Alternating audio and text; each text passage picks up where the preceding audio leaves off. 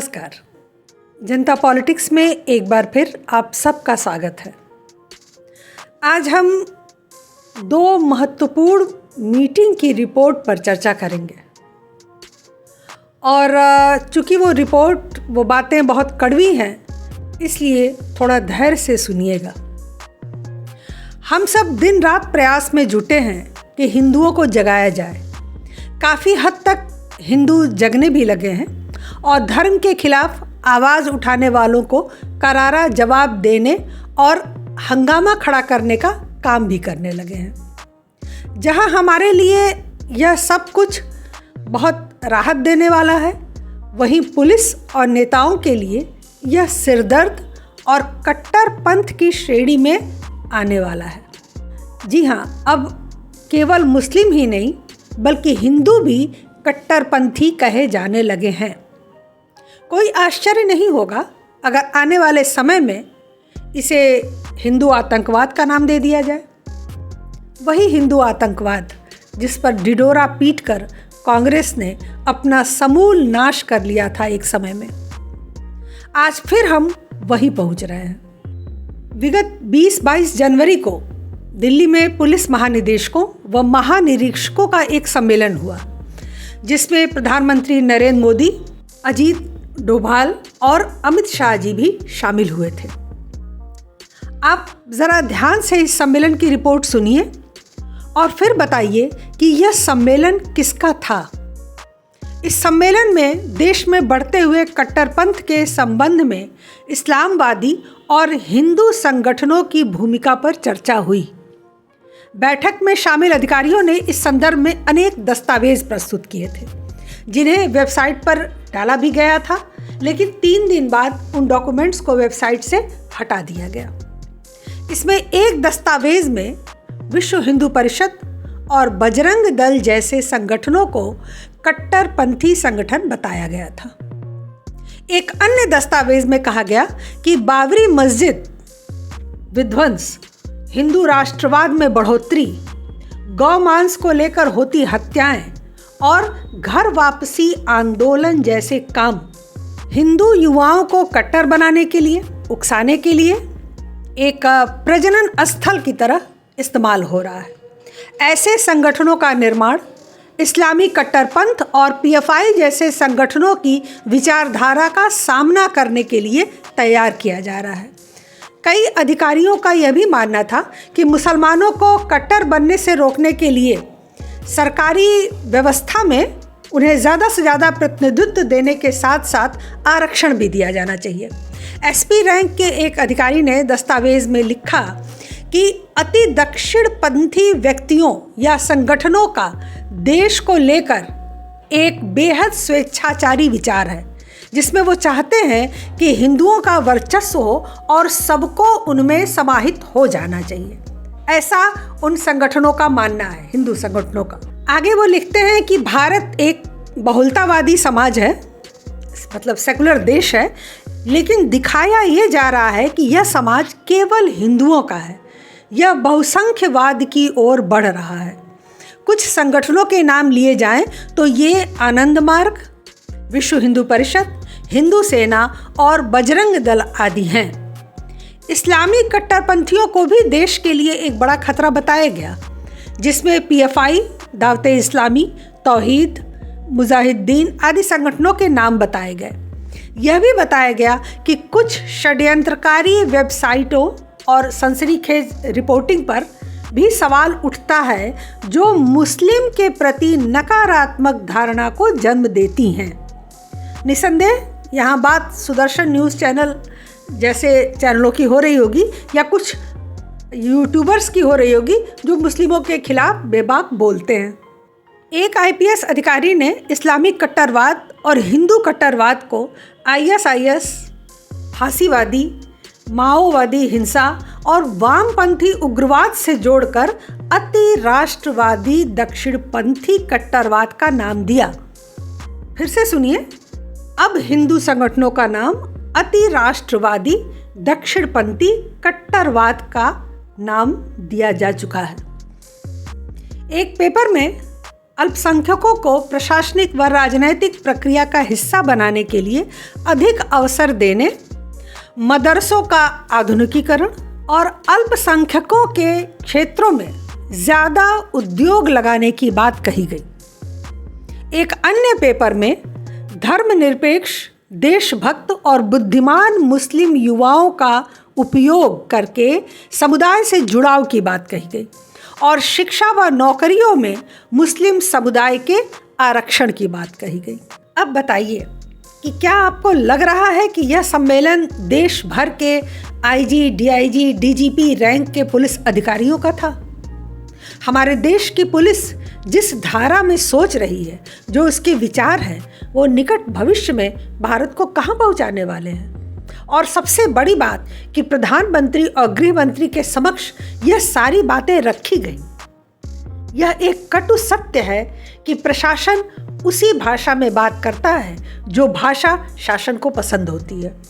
ऊपर कही सारी बातें किसी राजनीतिक पार्टी के दस्तावेज में होनी चाहिए थी, या सीधे कहें तो कांग्रेस पार्टी का एजेंडा होना चाहिए था, तो आपत्ति नहीं होती।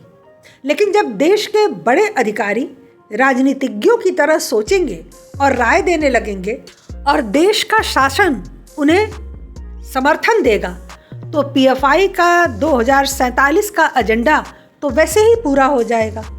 विश्व हिंदू परिषद, बजरंग दल और हिंदू सेना क्या करती है? अत्याचार और अन्याय का विरोध, यही तो करती है। तो क्या अब विरोध करना भी गलत माना जाएगा?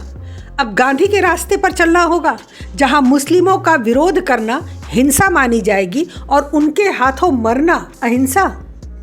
देश में हजारों जगह मंदिर तोड़े जा रहे हैं, कब्जा करके ज़मीनों को मज़ार और मस्जिद बनाए जा रहे हैं। कहाँ हिंदुओं ने तलवारें निकाली और कहाँ मारकाट मचाया? पीएफआई जैसे देश विरोधी संगठन से विश्व हिंदू परिषद और बजरंग दल की तुलना का मतलब क्या है? क्या सरकार इन संगठनों पर भी बैन लगाएगी? हर जगह लात खाकर पलायन कर रहे हिंदू आज कट्टरपंथी नजर आने लगे। सारी मीडिया चुप साध कर बैठ गई। किसी ने आज तक नहीं पूछा कि किस आधार पर हिंदू संगठनों को कट्टरपंथी बताया जा रहा है। रिपोर्ट को 3 दिन बाद वेबसाइट से हटा देना ही इस बात का प्रमाण है कि वो रिपोर्ट सर्वमान्य नहीं थी। फिर गृह मंत्री और प्रधानमंत्री ने इस पर कुछ कहा क्यों नहीं? उल्टे उस रिपोर्ट के आधार पर 10 मार्च से मुस्लिमों को जोड़ने का देशव्यापी अभियान भाजपा ने शुरू कर दिया है। अब सिर्फ 2 अन्य काम बचे हैं जो अगले 8-10 महीनों में पूरे किए जाएंगे। एक, मुस्लिमों को शासन प्रशासन में वरीयता देना और दूसरा, उन्हें आरक्षण देना। 34,000 करोड़ रुपया तो पहले ही बजट में अल्पसंख्यक मंत्रालय को दे दिया गया है। अब अलग से 2-4-10 हज़ार करोड़ और देकर उन्हें आगे बढ़ाया जाएगा और प्रशासन हिंदुओं पर कहर बन के टूटेगा, जैसा कि आप भिवानी कांड में देख रहे हैं। भाजपा का जीतना और सरकार बनना तो तय है, क्योंकि कोई विपक्ष में है ही नहीं। लेकिन भाजपा का भस्मासुर बनना भी अब तय लग रहा है। जैसा कि भाजपा कार्यकारिणी की बैठक में निर्णय हुआ, आप इस कार्यकारिणी की रिपोर्ट को गूगल पर पढ़ सकते हैं, वो मौजूद है। मार्च अप्रैल में सूफी नाइट का आयोजन मोदी सरकार कर रही है। जगह जगह सूफी नाइट आयोजित होंगे, जिसका कहीं कोई औचित्य नहीं था। हर रविवार को चर्च में जाकर नेताओं को उपस्थित होना ही है। मोदी जी का साफ संदेश है कि अब नेतागण सिर्फ वाल्मीकि मंदिरों का दौरा, चर्च और मस्जिदों का दौरा करेंगे। नेताओं को राम मंदिर से परे देखना होगा और मुस्लिमों के साथ भरोसे का रिश्ता बनाना होगा। ये शब्दशः मैं उस रिपोर्ट को ही पढ़ रही हूँ, आप इसे गूगल पे देख सकते हैं। मुसलमानों के बारे में कोई भड़काऊ बयान न दिया जाए और फिल्मों पर यानी बॉलीवुड पर कोई भी टिप्पणी न की जाए। ऐसा क्यों? क्योंकि उनका कहना है कि केवल हिंदुत्व का समर्थन करना 2024 के आम चुनाव को जीतने के लिए पर्याप्त नहीं होगा। न ही हिंदुत्व के मुद्दे से हम त्रिपुरा, मेघालय, नागालैंड, कर्नाटक जीत सकते हैं। हिंदुओं को हमने संतृप्त कर दिया है। यही शब्द है, हिंदुओं को हमने संतृप्त कर दिया है राम मंदिर निर्माण और धारा 370 हटाकर। वही हमारा मूल हिंदुत्व एजेंडा था। अब हमें अन्य धर्म और मजहबों के बारे में सोचना होगा। हमें सिख, मुसलमान और ईसाइयों को संतुष्ट करना होगा। अब आप समझ गए होंगे कि कश्मीर, बंगाल, पंजाब, केरल, झारखंड में मरने वाले हिंदुओं और कार्यकर्ताओं की मौत पर सरकार चुप क्यों है। पाकिस्तान, बांग्लादेश और श्रीलंका में हिंदुओं की दुर्दशा पर सरकार की आंखें बंद क्यों हैं? क्योंकि अब उन्हें हिंदुओं से किनारा करना है। हजारों सवाल हैं, हजारों प्रमाण हैं, सबको हम अनदेखा करते गए, यही कहकर कि शेर जब 2 कदम पीछे खींचता है तो समझ लो, या जब सबकी सोच खत्म हो जाती है तब मोदी जी सोचना शुरू करते हैं। मोदी जी की लाठी में आवाज़ नहीं होती, ब्ला ब्ला ब्ला। लेकिन अब सरकार का जो एजेंडा और जो रणनीति सामने आ रही है वह बेहद निराशाजनक है।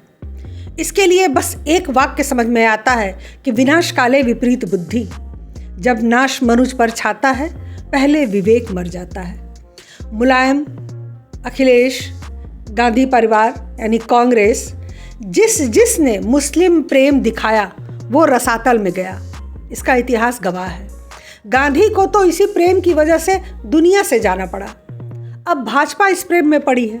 देखिए क्या अंजाम होता है भाजपा का और क्या दुर्दशा होती है हिंदुओं की।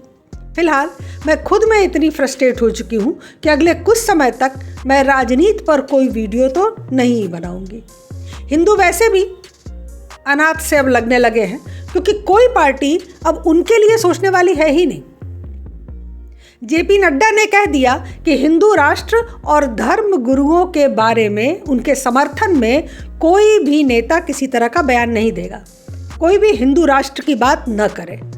इसका मतलब क्या है, यह आपको स्वयं स्पष्ट हो जाना चाहिए। संघ के उल्टे सीधे बातों का अर्थ अब स्पष्ट हो रहा है कि उन्हें हिंदुत्व से किनारा करना है, उन्हें मुसलमानों और ईसाइयों से जुड़ना है। और यहाँ तो आप सबको पता है कि संघ जो ठान लेता है वो करके रहता है। आपके लिए राम मंदिर और धारा 370 हो गया, बस आपका यही कोटा था। अब कृपया सीए, एनआरसी, जनसंख्या नियंत्रण, समान नागरिक संहिता, मंदिरों को कब्जे से मुक्त करना, धर्मांतरण, लव जिहाद, जमीन जिहाद जैसे मुद्दों के लिए नारेबाजी मत कीजिएगा। हिंदू अन्य बचे 16 राज्यों में भी अल्पसंख्यक हो जाएंगे। शासन, प्रशासन, डॉक्टर, इंजीनियर, सेना, पुलिस, वकील, जज, सब जगह मुस्लिमों का वर्चस्व होगा तो हिंदू वैसे भी कब तक ठहर सकेंगे। उत्तराखंड और पंजाब हाथ से जा रहा है, जाने दीजिए। 2-4 राज्य और चले जाएं, कोई बात नहीं। विश्व हिंदू परिषद, बजरंग दल और हिंदू सेना बैन हो जाए तो कोई बात नहीं। तुष्टीकरण जिंदाबाद, तृप्तिकरण अमर रहे। आपको वीडियो नहीं अच्छा लगा होगा, मत करिए लाइक, मत करिए शेयर, लेकिन मुझे आपको जगाना था और मैंने जगा दिया। अब आप फिर मुंह लपेट कर सो जाइए तो आपकी मर्जी। और सरकार को नींद से जगाने में हमारा सहयोग करें तो आपको धन्यवाद, आपका आभार। मैं प्रयास करती रहूंगी, क्योंकि दिन रात खपा दिए हैं इस सरकार के प्रचार में 2013 से लेकर आज तक। अब इसे हिंदुओं से किनारा करते हुए तो नहीं देखा जाएगा। आज के लिए बस इतना ही। चैनल को सब्सक्राइब करें, लाइक करें, शेयर करें और अपने विचार हमें कमेंट बॉक्स में ज़रूर बताएं। इस पर चर्चा करनी बहुत आवश्यक है। धन्यवाद, नमस्कार।